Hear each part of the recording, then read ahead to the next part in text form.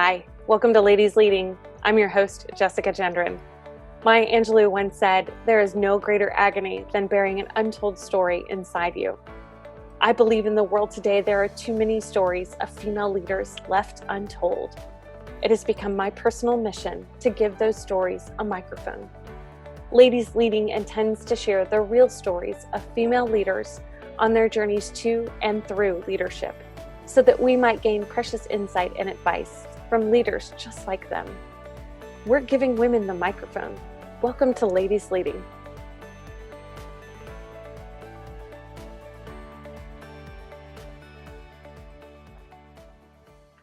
Hi, everyone. Welcome back to Ladies Leading. Today we have Mary Beth Oakes with us, and I'm so excited to have her on the show.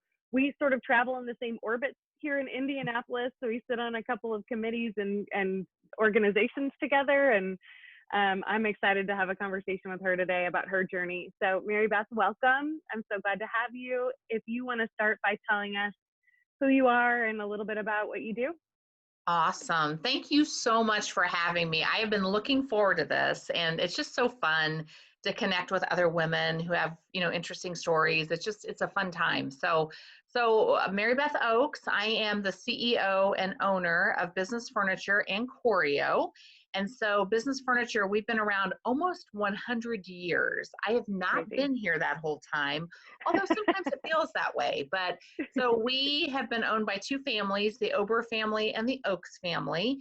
So I joined Business Furniture 28 years ago, and it's really simple what we do. I mean, basically, we build workplaces that help employees to do their very best work. And right now, we have a special kind of challenge, right? We're helping organizations to really reimagine their workplaces post-COVID, because we know that employees want to come back to safe and compelling workplaces.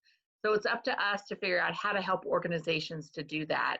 So I also had the chance to start a company about 13 years ago called Choreo, which stands for Choreographing Change in Business. And it's all about workplace research and change management for businesses.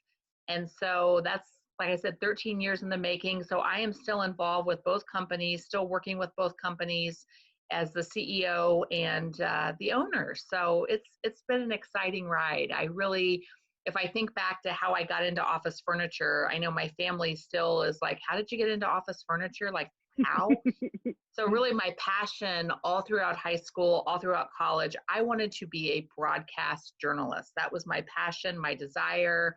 I even got to do an internship when I was in college, and I got to cover a murder trial. So I really was just bitten by the bug, right? And then when I graduated, I just got really nervous, and I was nervous about getting into that industry. I really wasn't sure if I wanted to do that, and if I wanted to move around the country and do all those things that it might take, right, to build your career in that industry. So I had a change of heart, and I had also pursued marketing and communication when I went to DePauw, and I loved that too. So I heard about this position at Business Furniture back in 1992. And it sounded very interesting to me because I was going to have a chance to learn their business really from the ground up and eventually get into marketing. And that is what I did. And I swear to goodness, at that time, my family really did think I had lost my mind. And they had never heard of Business Furniture. They had never heard of Steelcase, which is the company that we represent. So we are a distributor of Steelcase. Steelcase is the world's largest manufacturer of office furniture. They've actually been around since 1912, so just a little bit longer than we have. And great partnership. We were actually the first Steelcase dealership in the country. So a long time partner, long time partnership, long time relationship. But it was one of those things. I mean, my family just thought I'd lost my mind, but it was one of those things that personally, I can't imagine my life now if I wouldn't have gone down that path. It's given me so many opportunities to grow and to be a leader and to work with other people and ultimately to start my own business, via Choreo. So it was the right decision at the time. It looked crazy, but it was the right decision. Yeah. I think there's probably so much in there that we could dig into, at one, being with the same company for 28 years, right? That's the first thing, but also being a female business owner and all of the things, and then starting a new business as a woman as well. There's, you've got entrepreneur, business owner, and female business leader. So you kind of tick all the boxes, Mary Beth.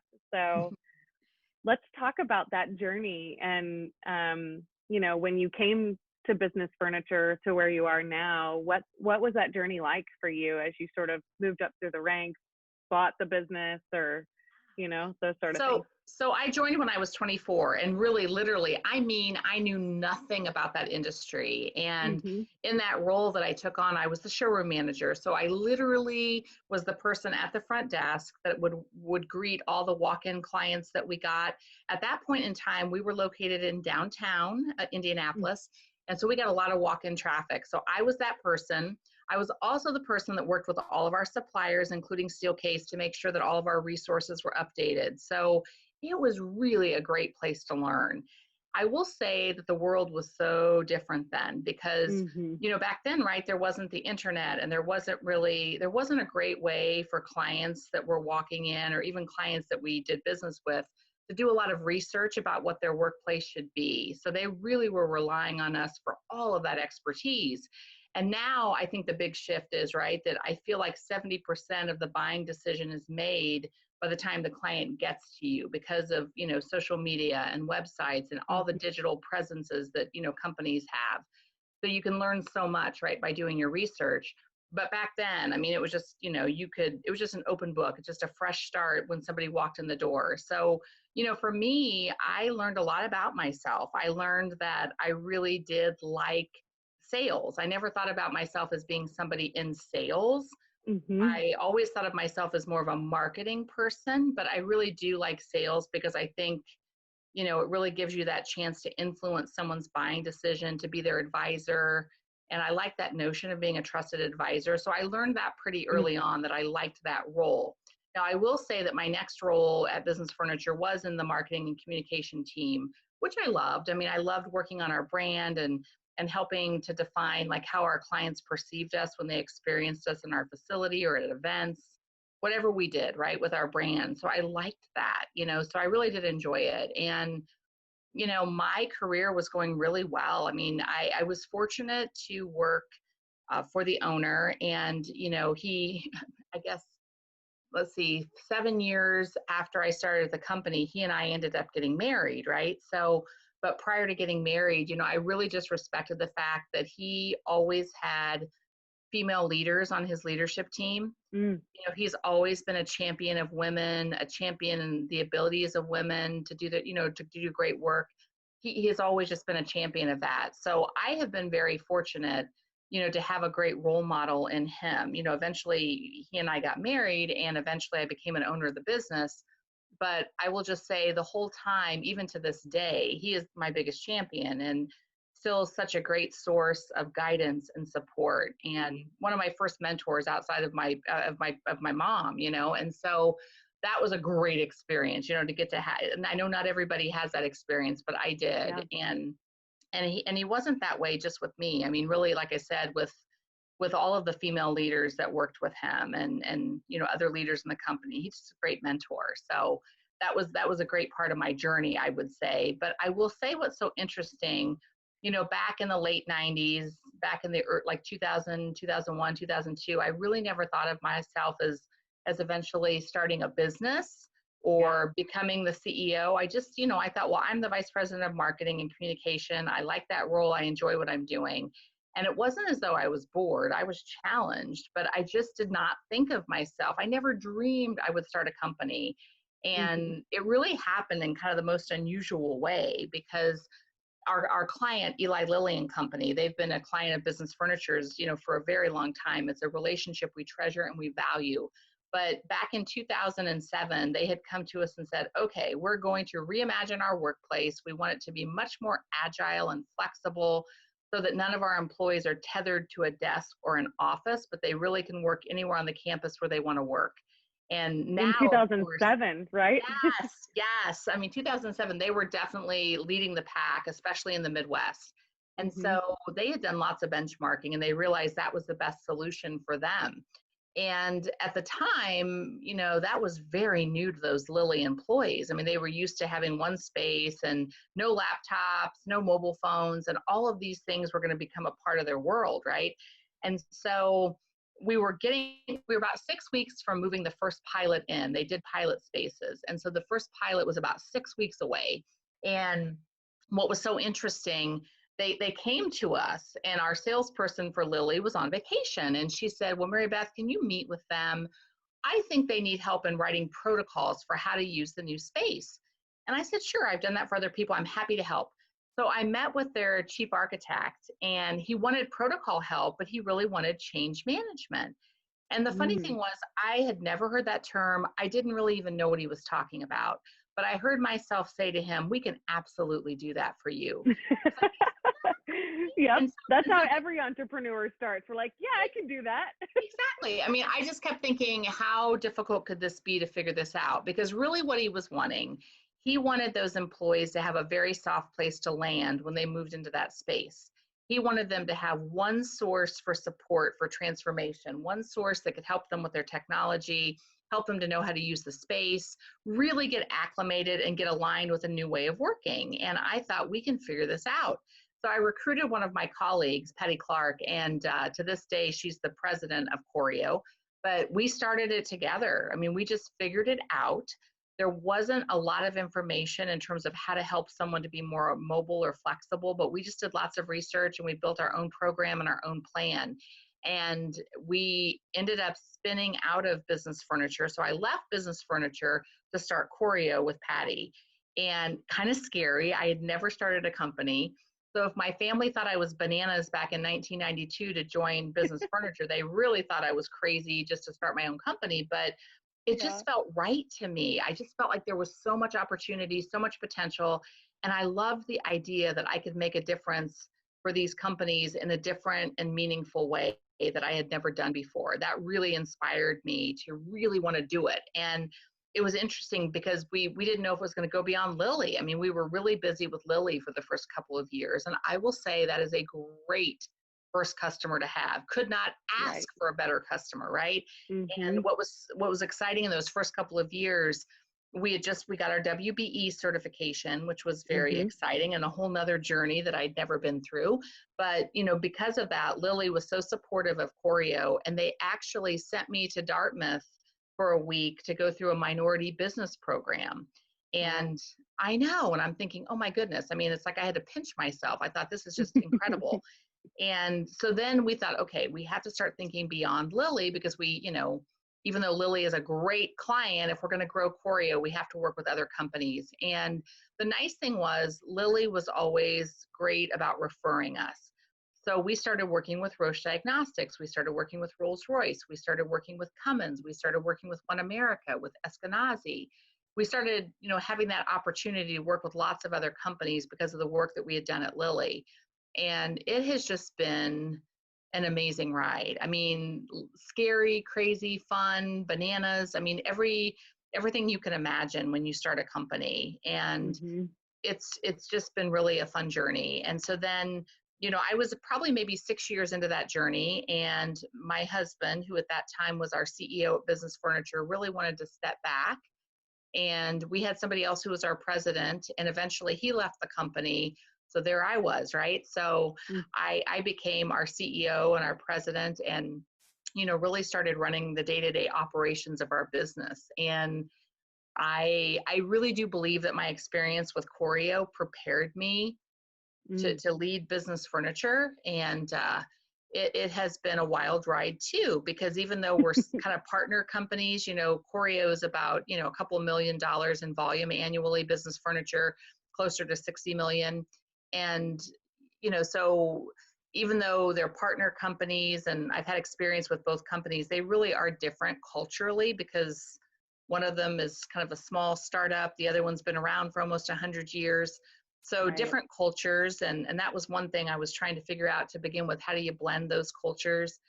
And we recently went through a branding experience where we've branded those two companies together. So they still are two separate entities, but we've branded them together. And so, because they are complementary value propositions. So it Right. has just been I mean, just an amazing journey. I mean, I have learned so much and have had the benefit of having so many wonderful mentors, Mm-hmm. really outside of, like I said, my husband was one of my first business mentors, but I've had countless other mentors that have shared their knowledge with me and their wisdom and their insight. And that to me is so critical, to surround yourself with good people, not just inside of your organization, but really people that you can count on outside of your organization to share knowledge and insight, and just to be a place where you can find thought partners. Yeah, love that. Okay, so I have two questions. I wanna go back to your husband being your first Yes, mentor, yes. and you said he was a champion for women, and you don't hear someone say that very often, particularly when we're talking about a male business leader in the 90s. To say that even then he was a champion for women. So will you talk a little bit about how that shows up, when a guy's being a champion for women? What does that look like in day-to-day behaviors, and what was different for you that makes you say that?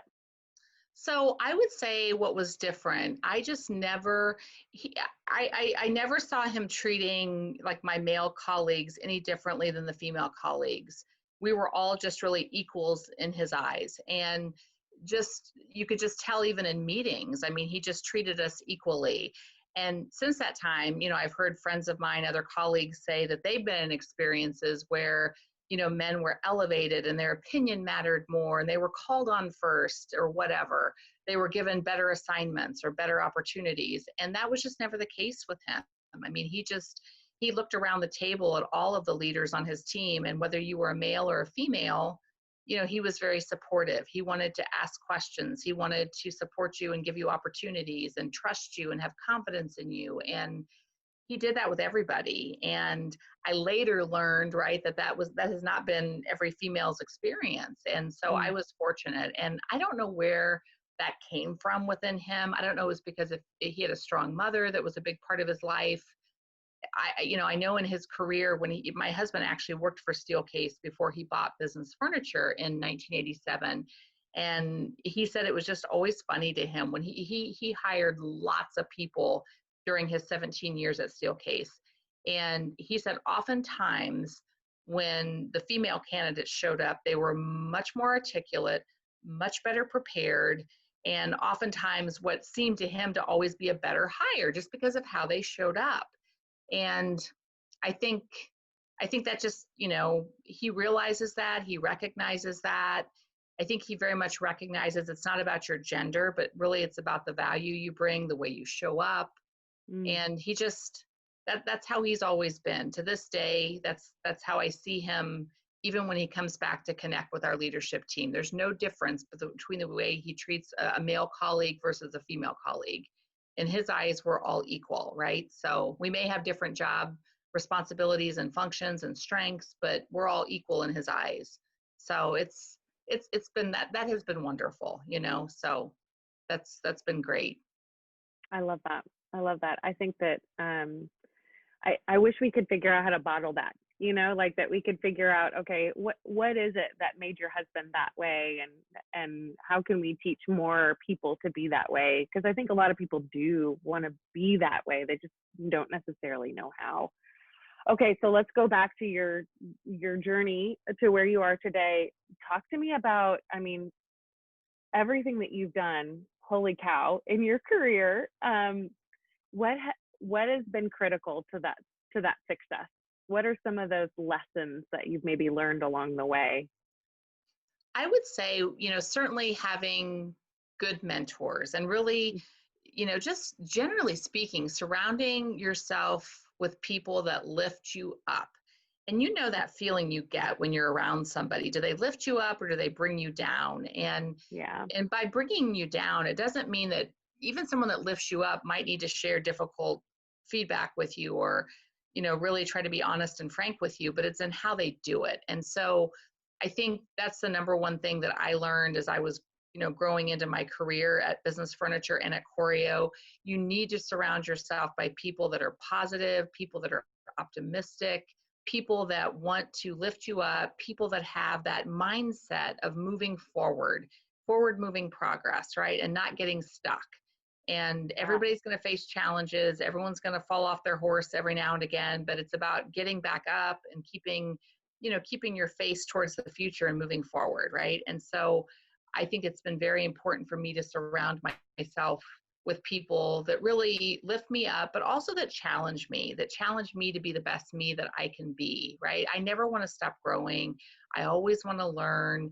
And I think you have to be very intentional about that, right? So it's intentionally, choosing people to surround yourself with that lift you up and challenge you and inspire you to be the best you can be. So to me, that's one thing.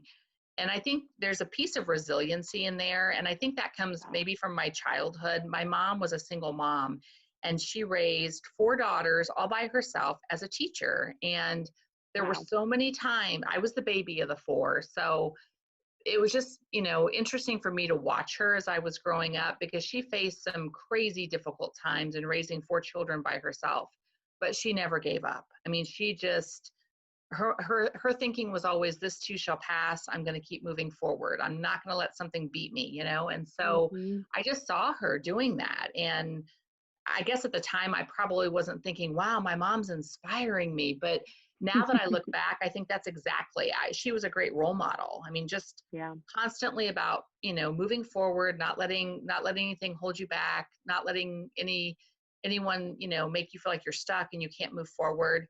She was one of those people that believed that, she was frustrated because she did feel like women didn't have an equal position with men, and that really frustrated her.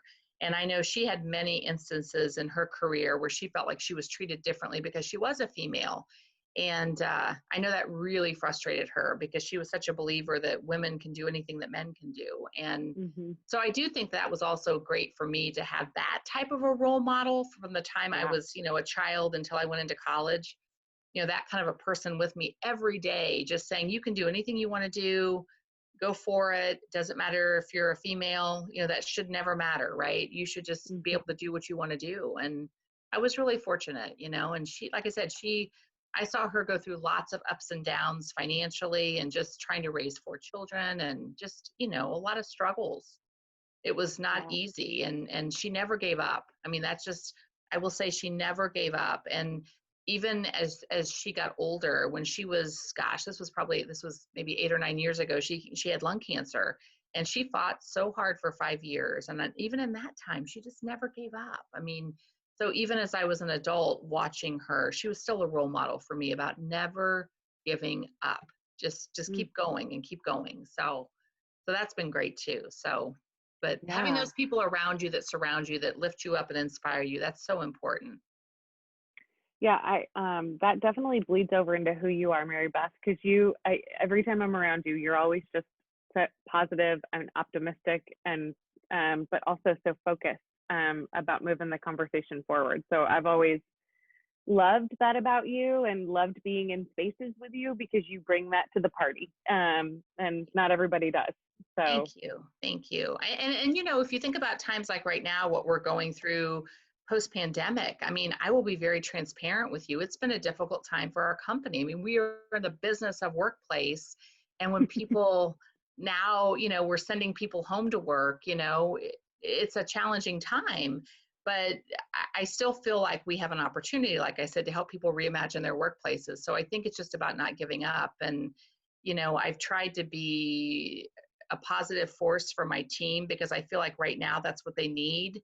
They need, confidence and positivity. And it's not that I'm not realistic. I mean, I know that right now, businesses are in a real challenges. It doesn't matter really what industry you in. I think every business has faced some challenges to some degree in the past 6 months, right? Totally. But I think it's about your mindset, right? I mean, are you going to have a mindset where you're going to keep reinventing and moving forward? Or are you going to have a mindset where you say, okay, I'm going to give up now, So, so I want to keep moving forward for sure. I love that. I think that's such a critical piece of success. Holy cow. Okay, so let's talk about leadership. So obviously you talked a little bit about being positive for your team, but when we talk about leadership, it sometimes feels like there's male leadership and then there's female leadership. And I'm not sure if there is one or the other, but I'm curious for you, what's leadership mean for you? Like how does that show up for you? So I would say if you were to ask, the members of the leadership team that I work with, I would think they would describe me as having a very collaborative style. And, I've definitely worked with folks that are more of a top-down kind of a leadership style. That is not me. I really believe I can make my best decisions if I tap into the knowledge and the insight from others that can help me make the best decision. It doesn't mean that I'm, scared about making a decision or I drag my heels about making a decision. I want to make a good decision. And oftentimes I think if I just did that in a vacuum, it wouldn't be a good decision, because I wouldn't be considering insights that are very valuable. So I tend to be kind of a collaborative leader in my approach. So if I'm trying to make a decision about something, I think to myself, all right, who are some thought leaders? Who are some people either on my leadership team or in the company or in the business community, people that I can reach out to and say, okay, this is what I'm facing. This is the decision I'm trying to make. What are your thoughts about that? So I love to gather that insight. It always helps me to make a better decision. Sometimes it may slow things down slightly, but it doesn't have to. I mean, you can still keep things moving pretty quickly if you stay on track and are intentional. But so I think for me, it's about being I want to include people. And not only do I feel like it helps me make a good decision, but I also feel like it gives others a chance to grow because, they get to be a part of that thought process, that insight gathering process. So I'm really trying to stretch and grow their minds too, because I want them to be a leader. And I think the other thing I've learned too, even in our own company, we have a lot of leaders that maybe aren't a part of our leadership team. So they may not have people responsibility, but they have great influence, and they are leaders in how they show up with their ideas and their emotional intelligence. And, so they're leaders too. So I want them to have a chance to grow. And so, like I said, oftentimes I'll reach out beyond our leadership team to get thoughts from some of our employees that I know have good insight and good judgment and good intuition about business. So, yeah. I love that you said intuition too, because I think that the business world sometimes tells us, trust the data, trust the facts, trust the analytics. Don't trust your gut, because we should trust what the computer spits out. And I love that you said intuition. I think you have to, I think it's a blend, right? I mean, I will say that in the past, probably 5 or 6 years, I feel like I have relied on data more than I ever have before. But at the end of the day, you're right. You have to do a gut check, and you have to line it up with your intuition and make sure that it all fits and that, that it makes sense. Because the times I've only relied on data and didn't think about kind of the human component, the intuition component, it's usually a mistake later. It's usually something I regret doing. Yeah. I can agree with that. I think there's been a couple of times where, you're like, ooh, I don't, this is what the data is telling me, but I don't feel good about this. No, it's about doing the right thing. I know we went through an exercise where we were retuning our values a few years back as a leadership team. And one of our 3 core values is doing the right thing. And sometimes doing the right thing is listening to your intuition and doing what you think is the right thing for your employees or for your clients or for whatever you're doing, right? Doing the right thing. And that sometimes that does come from intuition and not as much data or science, right? So yeah. For sure. Okay, so let's talk about big lessons from your career that you would share with other people or with the women who are watching, and probably the men too. What are the big lessons? I would say the big lessons would be, one of the first lessons, I had another great mentor when I first started out. And I know what she said to me is that, really, if you show confidence, right, then people will want to follow you and believe in you. But if you show up and you seem kind of tentative or scared, then people are going to not, think that maybe you know what you're doing or that you have your act together. And, when I first heard her say that, I thought, well, is that not authentic? Is that not being real? And, her point is that you're going to get there. You're going to learn what you need to learn. Yeah. But some of it, you just have to be, her term was always kind of faking it till you make it. And Mhm. I remember when she first said that, I thought, well, I don't want to fake something. But I think what she was trying to say is just have that belief in yourself that you're going to get there. And, if you want to inspire others, you have to lead with confidence, right? And you have to inspire them with your words and with your actions. And Mm. if you're not using words that inspire other people, if you're using words that cause them not to have confidence, it's hard to get them to follow you or believe in you. And so Yeah. I think that's been a good lesson. I think another lesson, sometimes there have been times where maybe I've been influenced by another leader that wanted me to kind of hurry faster because that's their leadership style. And so what I'm realizing as time goes on, I need to make decisions at my own pace. I try to be as decisive as I can, but I think I just have to be authentic to me. Mm. And then I would say, like, the final lesson, this is kind of an interesting one. I don't know if you're a fan of Strength Finders, Mm. but for me that was a turning point because I used to think, okay, what are my worst skills? Okay, to be a superstar, I got to refine those skills. And I will just be very honest. I don't like numbers. Numbers are not my thing. Obviously I know how to read and navigate my financials, and, I can do that, but really, like, just numbers are not my thing. And yet, I kept thinking, well, I've got to make that my thing. That's not my thing. So if I want to be a good leader and if I want to be a good CEO, I need to be a good numbers person too. And I guess it was several years ago, I went through the Strength Finders exercise and identified my top 5 strengths. And they sounded just like me. And I just loved the whole notion that it's okay to take those strengths every day and make them a big part of who you are and what you do. And if you're not great at the top or the lowest 10 strengths, that's okay. That's when Mhm. you need to surround yourself with people that are really good. Like, for in my case, I need to surround myself with people that are analytical and folks that really can take numbers and slice them and dice them and help me to interpret them. So Mhm. I think that has been a big lesson, because I used to think, oh my gosh, I've got to be strong in everything. If I'm going to be really Yeah. good and perceived to be good, I've got to be strong in everything. And now I think about my top 5 strengths, and those are the things that I know I'm really good at. So I try to get involved in things where I can really let those strengths shine. Yeah. And not only do I feel like I get the best results out of myself, but I'm also the happiest because it's authentically me being me. So one of my strengths, for an example, is woo and, winning others Mhm. over. And, it's kind of cheesy, but I love being around people and I love talking Mhm. to them and, influencing and persuading maybe a little bit, but, that's me. And Yep. another one is communication, and, so I was those just gonna ask you if you had communication in I yours do. too. Yep.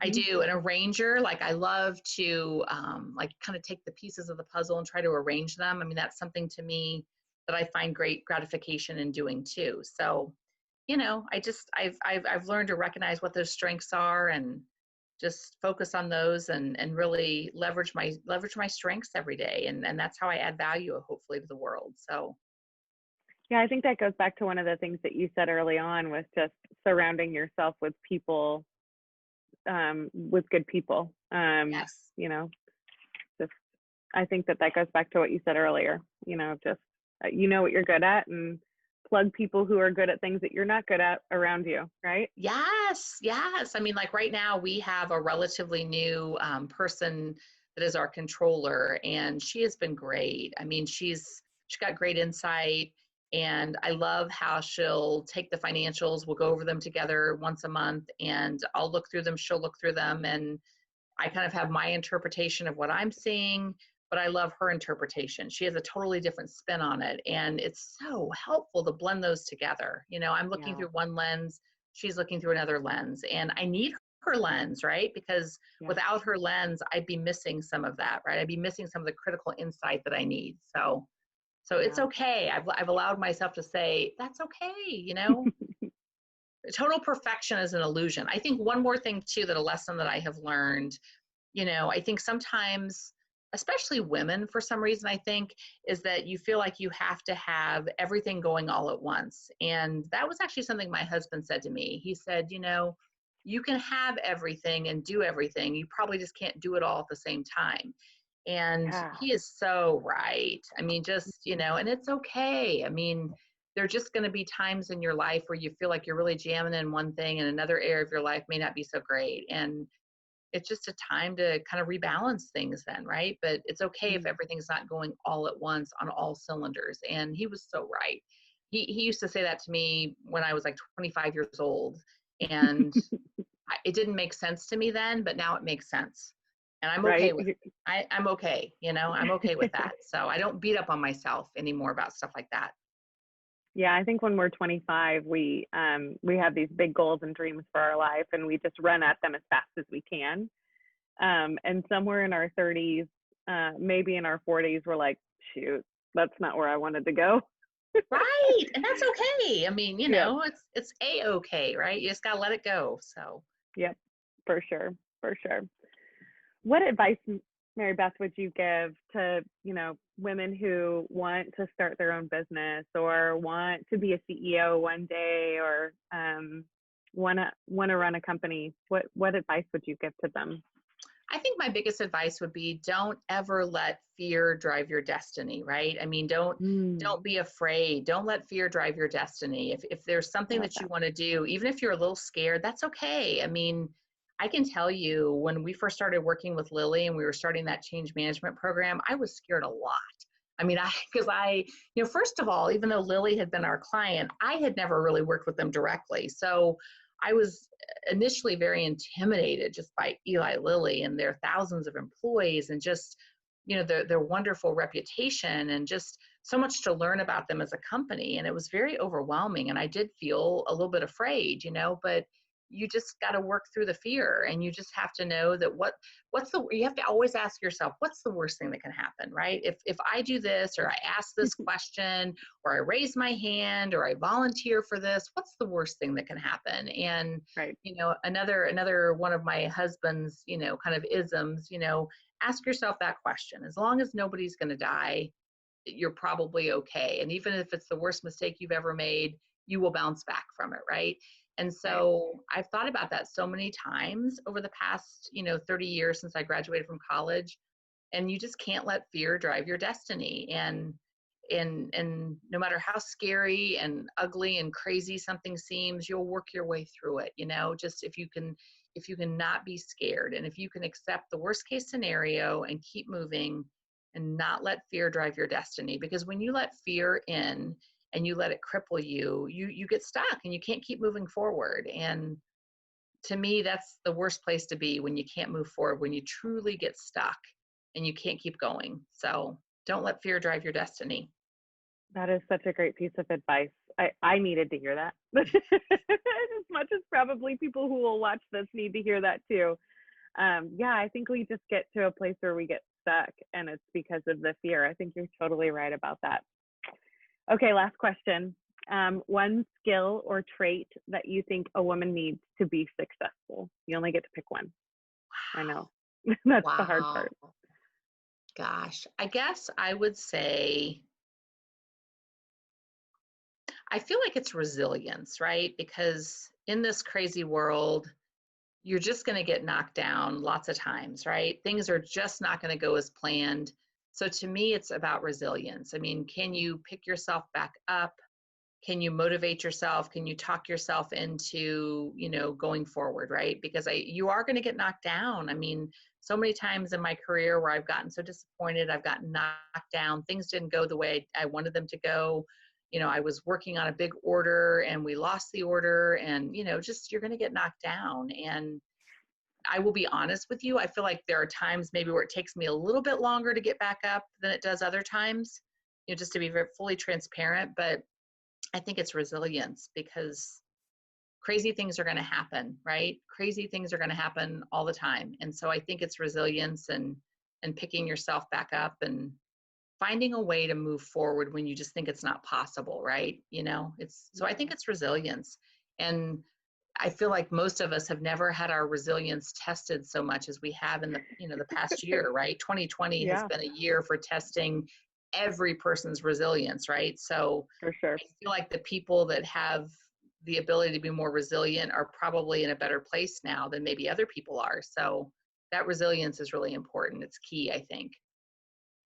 Yeah, that it's interesting because we just started filming the second season of Ladies Leading, and that's been a theme of just what a lot of the women are saying is like, you've got to learn to be resilient, you've got to overcome adversity, you've got to be kind of tough. And I agree. It's just there's not a lot of good information or resources for people on like, how do you get more resilient, or how do you build resilience in people or even in yourself? And I think that that's sort of the hard part right now is, how do you flex that muscle and make it stronger? Do you have any insight on that, Mary Beth? Well, something a friend of mine, actually a coach for our company, she had recommended meditation. And of Oh, course, when I first thought about meditation, I thought, am I going to be like sitting outside on the ground, going, I right, just didn't like know what that wow. meant. Exactly. I'm trying to think, is that what that's going to be like? And she recommended a course for me to take, and I did it.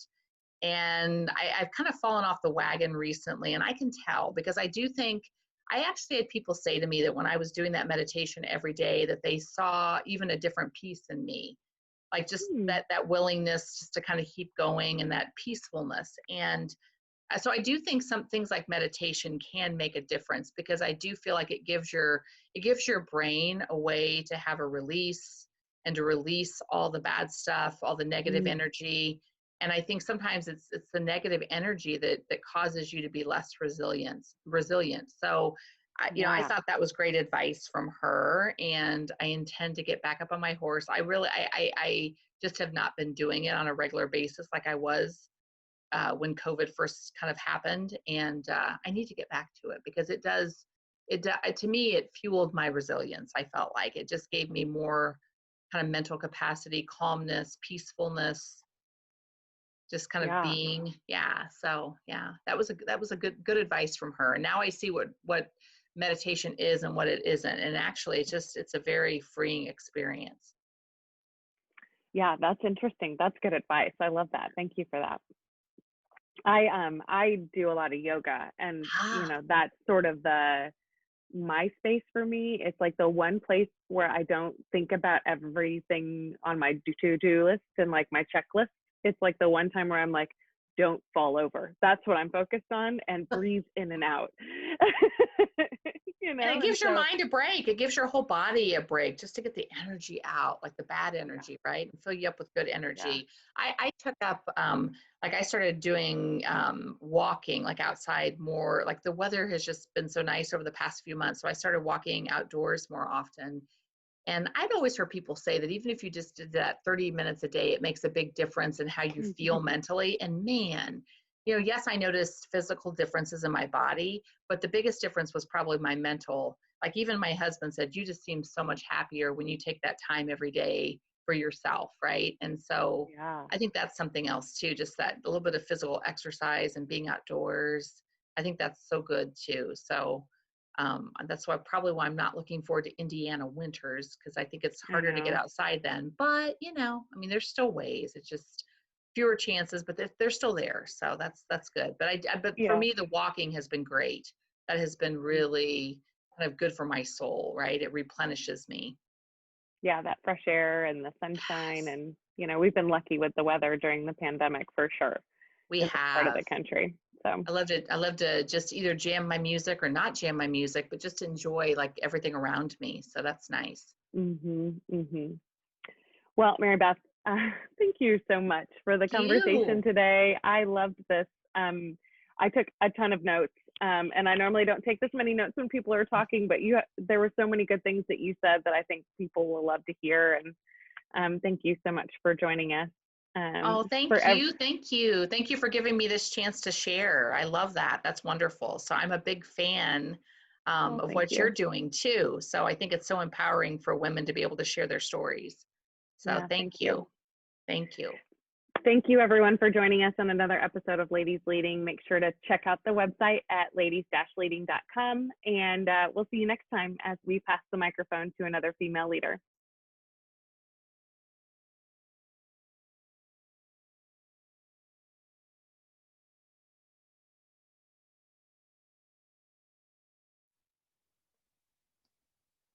I loved getting to talk to Mary Beth. I think there's so much that we can learn from her journey and so much about her story that is really powerful. There are two really big lessons that I think we should take away from Mary Beth's story. I took lots of notes again for those of you wondering at home. But I think the big lessons are around courage and around resilience. And I know we talked about resilience really explicitly in the episode on a number of occasions. But one of the things that I think maybe wasn't as obvious was the conversation around courage and what that courage really looks like in a female career as opposed to maybe what men are more predisposed to do naturally. I think in a lot of regards, women are socialized from a really young age to play it safe, to make safe decisions, to be collaborative, to play nice, to follow the rules. And risk taking isn't necessarily something that we're always socialized to do naturally.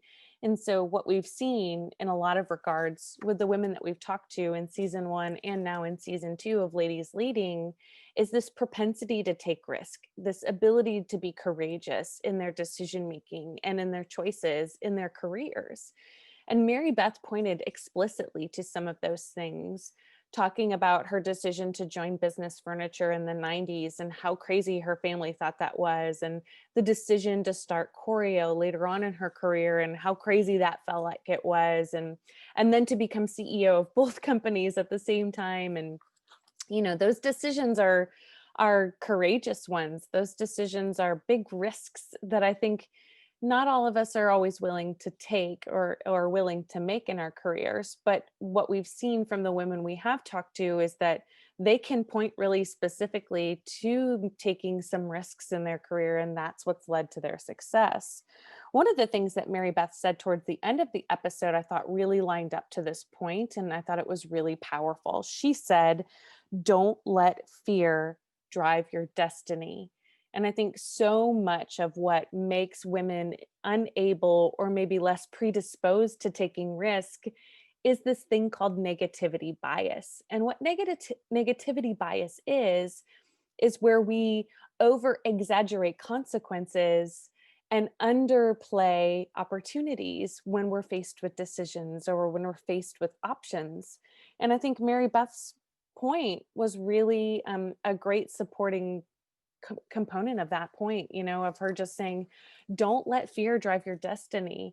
Don't make decisions that are grounded in fear.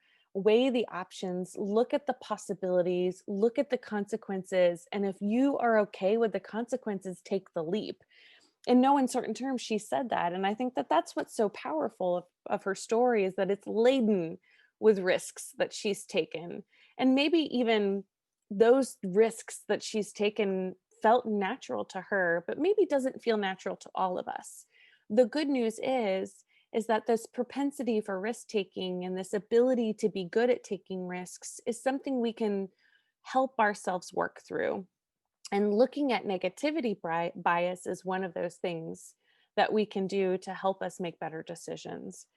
But I thought that conversation around courage, I think, was really powerful. And I think it really lines up to this other part about fear that we live under as women that often gets in the way of our decision making, is that we're trying really, really hard to be perfect and to do everything exactly right and to get it all done at the same time.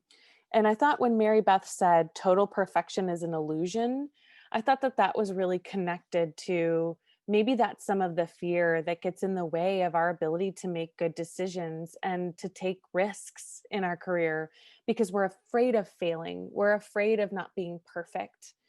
And then she went on to say, you can have everything and you can do everything, you just can't do it all at once. And I think that's the other part of what holds us back from making some of those decisions or taking some of those risks, is that we're trying so hard to do everything, and we get blinded by the real opportunities that are in front of us, and we don't understand that everything comes in its own time, and we have to make decisions around that stuff. And so we can't be afraid to fail. We can't be afraid to say no. We can't be able to say that's a someday later kind of dream, or I'm going to do that sometime other than now, so that I can focus and take chances in this regard right now. And so I think that that's a really important piece that maybe Mary Beth didn't realize she was telling us, but she was sharing with us in a really powerful way. I think even back about my own experiences and some of the risks and the choices that I had to make and what sacrifices that meant for me and how those sacrifices and those risks and those choices evolve and change over time. And so I think that, courage is a really good lesson that we can learn from Mary Beth. The second one is around resilience. And, you know, what's been really interesting to me and what you will see unfold in front of you from season 2 of Ladies Leading is that resilience is a really strong theme in this season of Ladies Leading, where a lot of women we've talked to have talked about this idea of being able to get through the hard stuff and picking ourselves back up when bad stuff happens.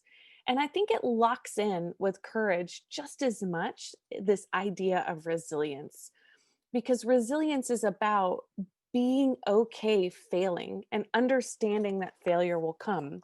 And that's what, Mary Beth said that I thought was really powerful. She said, "You're just gonna get knocked down."